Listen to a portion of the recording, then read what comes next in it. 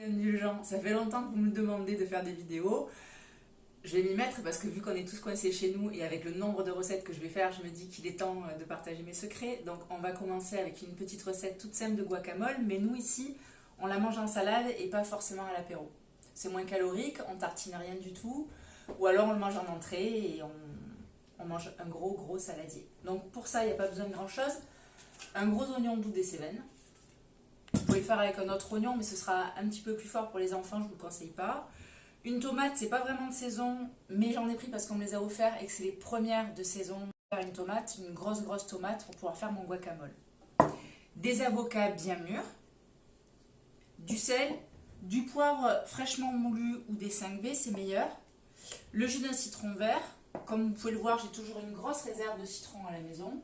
Vert, jaune, puis on fera certainement une vidéo juste pour parler du citron, tellement c'est merveilleux, fabuleux, soit en récupérant que la peau, le zeste, etc., etc. Et il vous suffit de mettre tout ça dans votre robot mixeur ou à la main, mais c'est un peu plus compliqué quand même. Donc, avec l'oignon, on va rajouter la tomate.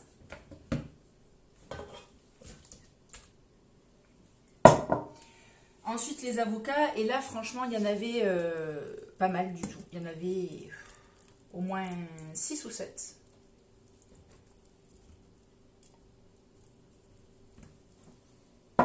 Ensuite, on va rajouter le jus du citron vert que mon mari m'a gentiment pressé.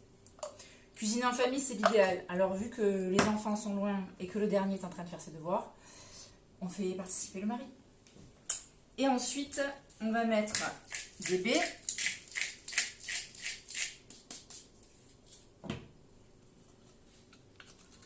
Je rajoute un petit peu de poivre, mais c'est parce que j'aime bien que ce soit relevé. Et ensuite, on va mettre de l'épice à guacamole.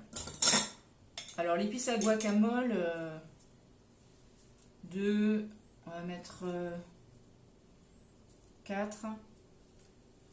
Au moins 5 ou 6 cuillères à soupe pour autant de quantité. Hein. Voilà. On mixe tout ça. Alors, si vous voulez, si vous avez un Thermomix ou un robot à hélice comme ça, vous voulez qu'il y ait encore des morceaux pour sentir l'oignon frais qui croque encore, vous mixez pas plus que la vitesse 3-4. Si au contraire, vous aimez vraiment que ce soit en purée très lisse, vous allez mixer plutôt à vitesse 10.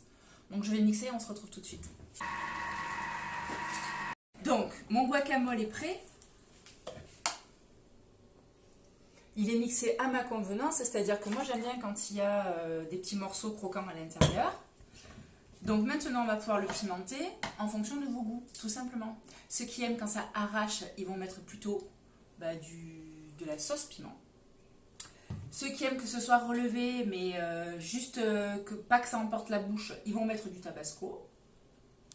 Voilà.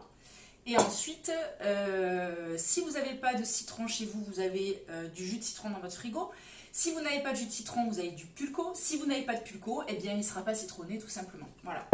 Donc, je mélange un petit peu mon piment et je vais le verser dans un bol pour passer immédiatement à table.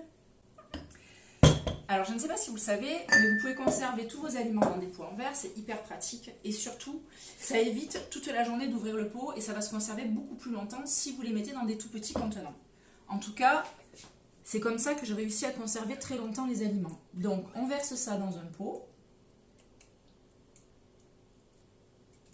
Donc, heureusement, le Parfait nous a fait de merveilleux pots Familiavis que vous pouvez trouver sur le site Le Pratique.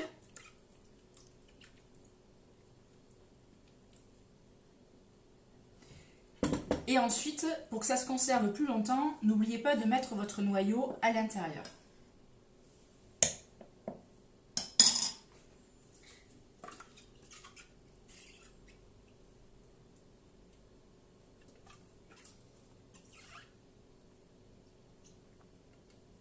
Voilà. Une fois que votre guacamole est prêt, on le tasse.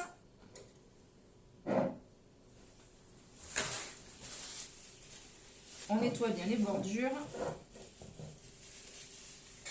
Et on va refermer tout ça pour le mettre au frigo pour la semaine. Vous les mangerez en apéritif, en plat, en entrée, comme vous voulez. En tout cas, nous, à midi, Pour Nicolas, il va le manger avec un graissin au sésame.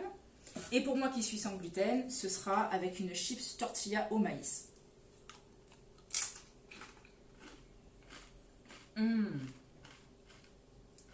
Délicieux. Dites-moi de quoi vous avez besoin en commentaire.